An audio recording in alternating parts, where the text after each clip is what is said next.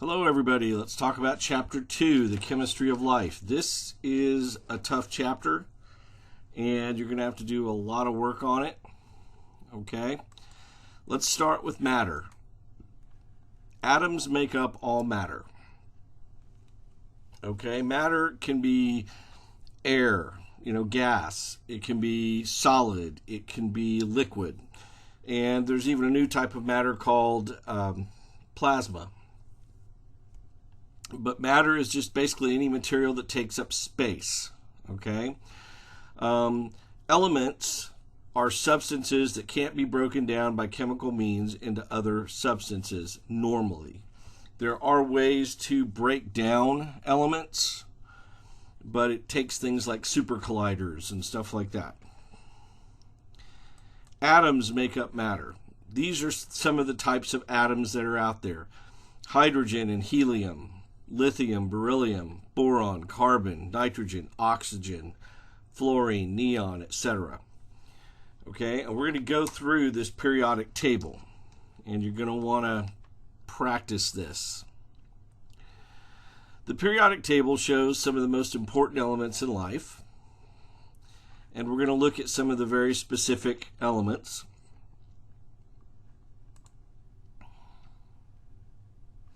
There's 4 pieces of information: atomic number, element, symbol, and atomic mass.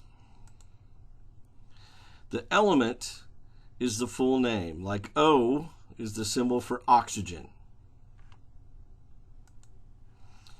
The symbol is just a 1 or 2 letter abbreviation. The atomic number and the atomic mass. These are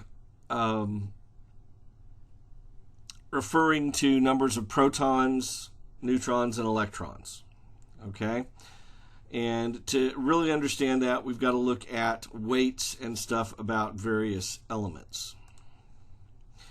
The atom is the smallest piece of an element, retains characteristics. It's made up of protons, neutrons, and electrons. The electrons move around very, very fast. Okay, so it's impossible to really see them. And what's really important is the charge. Electrons have a -1, the protons have a +1. This allows for a chemically based electrical system in a living organism. Neutrons don't have any charge whatsoever. But mass, when we look back up here, is basically the total of all of the protons and neutrons together, and the atomic number is the number of protons. Okay? Now, here is another version of a periodic table. And so you see up here, these are in rows. Okay? So in the first row, number 1, that means it has 1 proton. Number 2, it will have 2 protons. Number 3, it will have 3 protons. Number 4, it will have 4 protons, etc., all the way through all of the listed elements. Now, take oxygen here. 8 is its atomic number. That means it has 8 protons. And if we look back here, 8 protons, so that's going to be 8 atomic mass units. Now we're going to look back at oxygen. It has an atomic mass of 15.9994. Now, this atomic mass is the average of all of the isotopes of oxygen. We haven't talked about isotopes, but basically isotopes are just versions of oxygen. Okay? They're still oxygen, but they just have differing numbers of usually neutrons. But we can tell that an oxygen atom has got neutrons in it. And the way we tell is since protons, there's only 8 protons, and they each have 1 atomic mass number. If you take 8 from, let's round that up to 16, on average, each atom of oxygen has got 8 neutrons, because 8 plus 8 equals 16. So the atomic number is just the number of protons. The atomic mass is the number of protons plus the neutrons, but it is further complicated by some of these elements have multiple versions called isotopes. Okay? If we look here, and these are not that good, let me find one here. Okay, see technetium? It's got an atomic weight, an atomic mass of 43, so that means 43 protons. It has an atomic mass of 98. Since there are no decimals after it, that means technetium has no isotopes. There's only one version of technetium that we found. And so if we take 43 from 98, that gives us 55. So there'd be 43 protons and 55 neutrons. And when you add those together, you'd get 98. Hopefully that makes sense. If it doesn't, ask me after a lab. Here we see some other ones. Francium, radium, and actinium. These don't have any decimals after them, so they don't have any other versions or any types of isotopes. Okay. When they have a decimal behind them, that means there's more than one version of that atom. So, the element's atomic number is how many protons is in each element. The atom's mass is the number of protons and neutrons in the nucleus. All right? An isotope is any one of a different version or form of the element.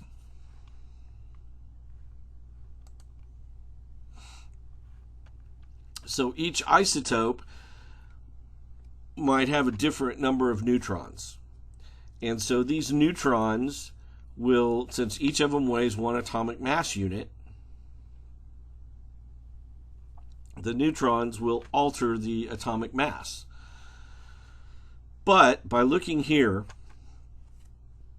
the average is 15.9994. That tells us that the majority of oxygen atoms has got 8 neutrons. There's evidently, and I'm not even sure what it's called, but evidently there's some type of oxygen atom out there that's got fewer than 8 neutrons, but it's a very, very minor portion. Atomic mass is the average mass of all the isotopes of the element. Okay. Now let's talk about orbits a little bit. Okay. And where do electrons come in? All right. Electrons are moving around a nucleus. Okay? And there are several orbits. I've put the list here. We're only going to work with the first 3 levels here because they're the easiest. Row 1 has 1 orbit with 2 slots. Row 2 has 2 orbits, 1 with 2 slots and 1 with 8 slots. So that's this guy. And row 3 has 23 orbits. Nope, that's wrong. It has 3 orbits. I need to fix that. Row 3 has 3 orbits. Let me go in here and see if I can fix that. It's not wanting to let me. Hang on. Okay, here I have some atoms. Okay, and there's hydrogen.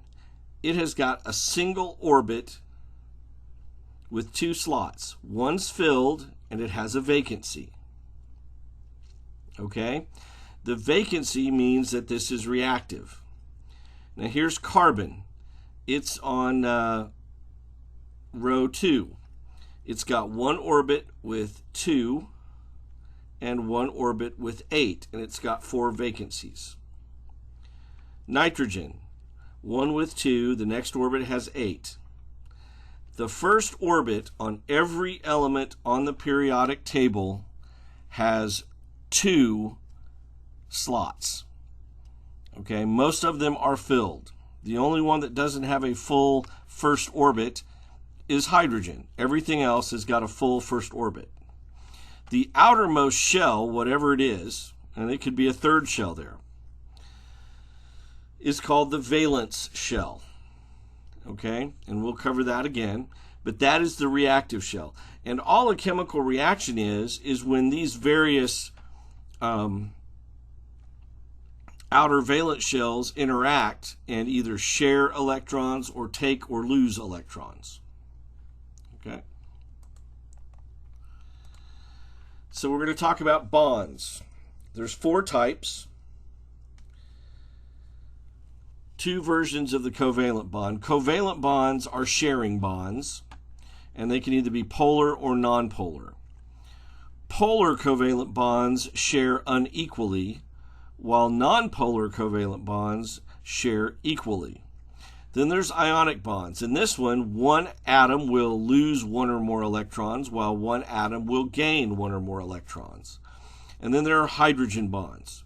Hydrogen bonds exist in water, and it's a type of covalent bond.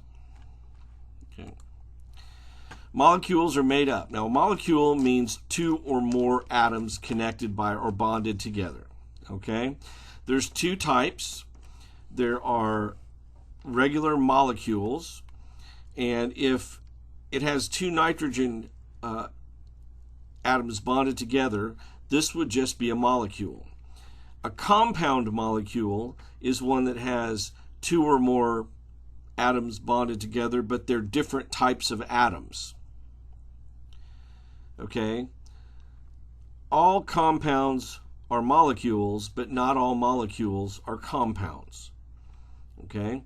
So a molecule that has 2 or more atoms that are identical, bonded, is not the same as a molecule, okay, that has 2 or more different types of atoms bonded together. That's a compound.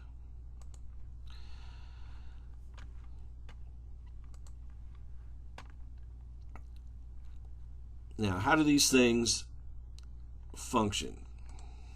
All right, electrons determine the bonding, and they go around an atom, and depends on the number of shells, but remember, the outermost shell is always the valence shell.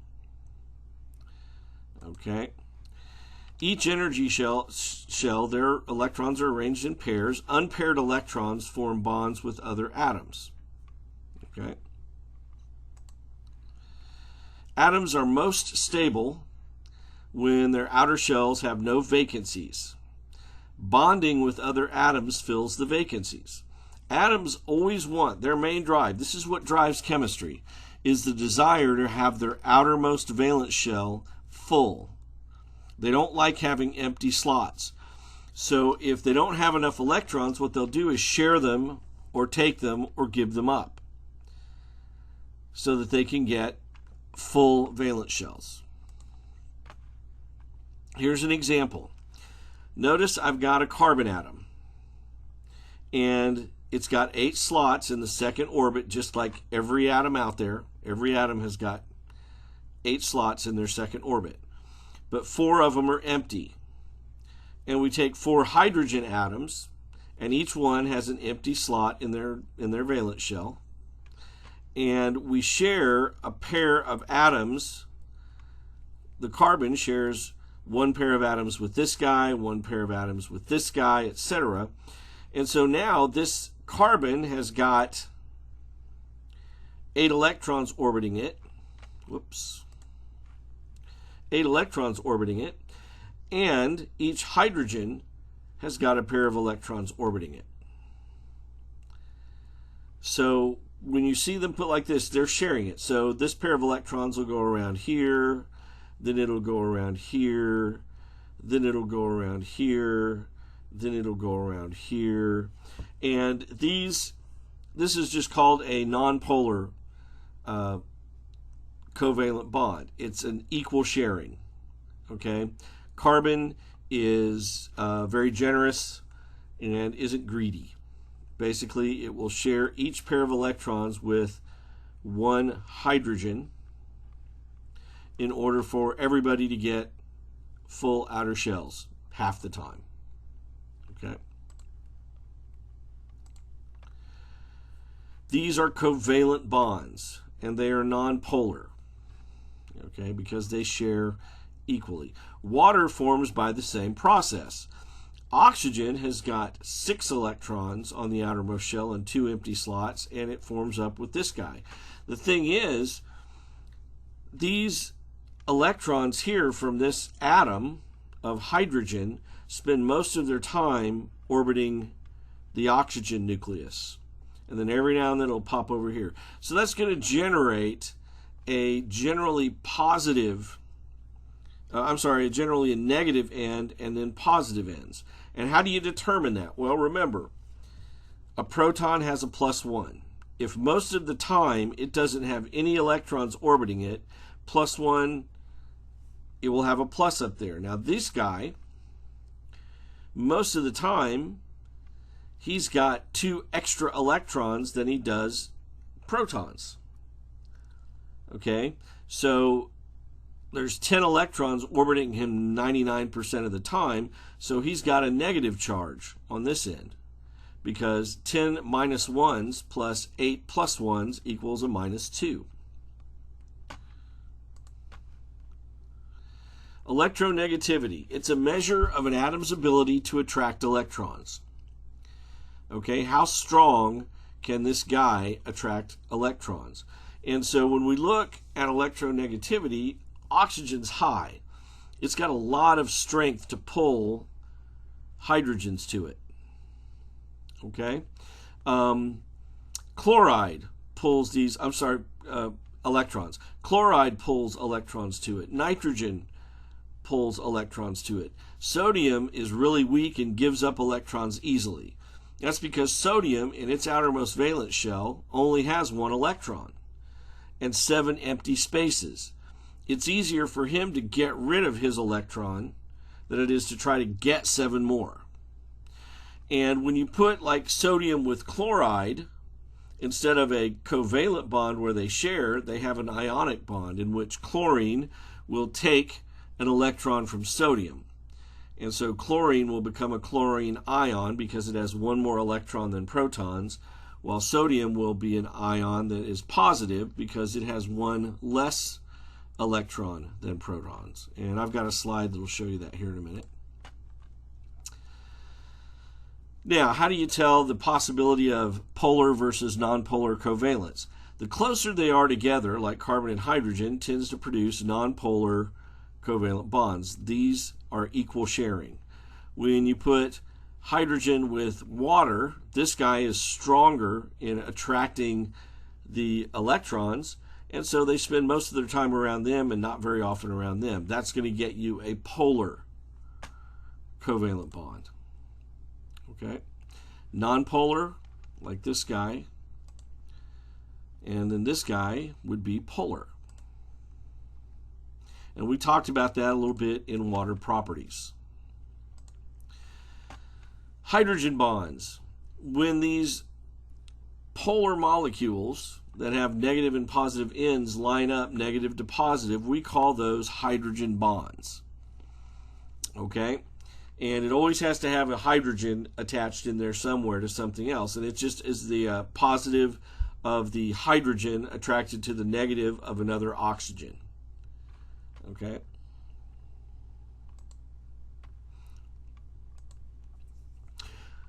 Some atoms are so different in electronegativities that they will form an ionic bond. And here is sodium and chloride. Sodium, if you'll notice, now this one has 3 orbits. The first orbit, just like every other atom, has 2. The next orbit, just like every other atom, has 8. And then they've got a third orbit, and that third orbit has 8 slots. He's got 1 atom there, okay, and 7 empty vacancies. Chloride has got 7 electrons in theirs and only 1 empty vacancy. So here's what happens. this guy literally takes this electron over here, and now he's got a full orbit because this third orbit disappears. Without an electron in it, there's no reason for it to be there. It goes away. So he's got one less electron than he has protons, which gives him a positive charge.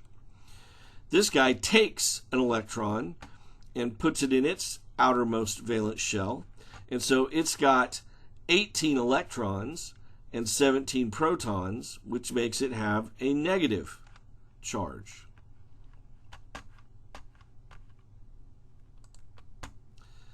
Okay. Now, even with this ionic bond, we now have, this is no longer sodium and chloride atoms. These are sodium and chloride ions, and this bond, called an ionic bond, basically forms crystal lattices. Okay? And the lattices, these crystals, are called salts. So when you put sodium and chloride together, they form these crystal things called salts.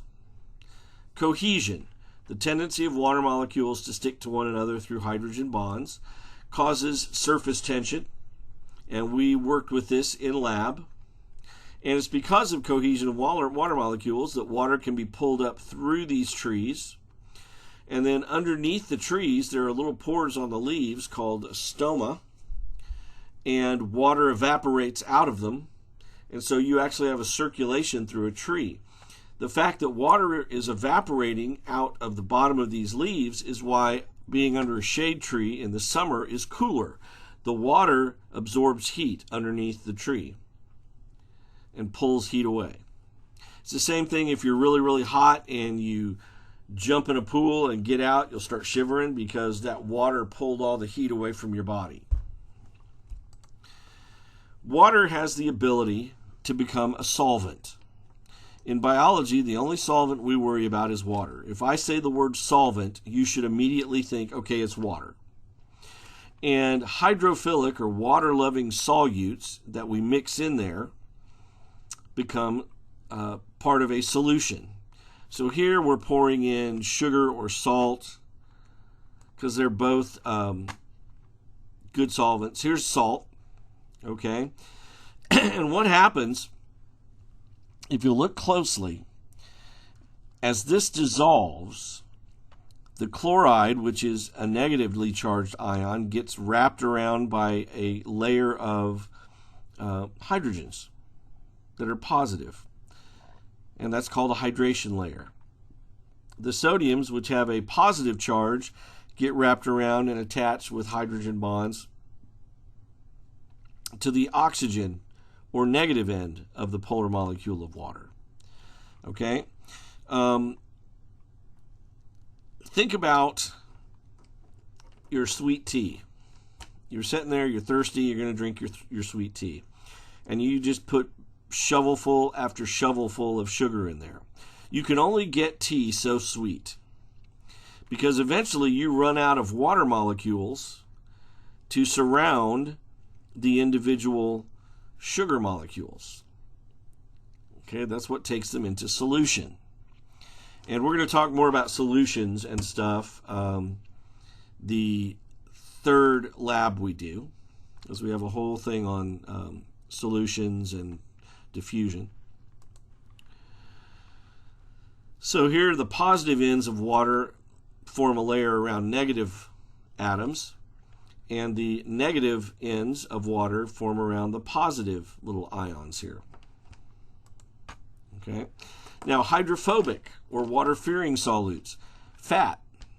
And we saw that when we poured fat into in the water properties lab. You'll see fat put into some water, and it doesn't mix. It stays separated. Okay. Water regulates temperature, and these hydrogen bonds make water very resistant to changes in temperature. Coastal regions have milder temperatures than landlocked regions. Sweating cools the body. Okay? Now here is what happens as the molecules get cooler and cooler. Eventually they stop moving, and they form these little crystals called ice. And if you'll notice, liquid water has got less space in it than ice. This is why ice floats. Ice has less mass than water. Okay? That's why if you put water in a glass jar and put it in the freezer, it will expand. And that breaks the jar. But this ice also forms an insulating layer. This is why during the winter, when it gets really cold, the water down here stays warm enough to keep stuff alive. Okay? It's got this insulation here. Water has many unique properties. Photosynthesis and respiration are two chapters we'll talk about soon. Let's see how much have I got.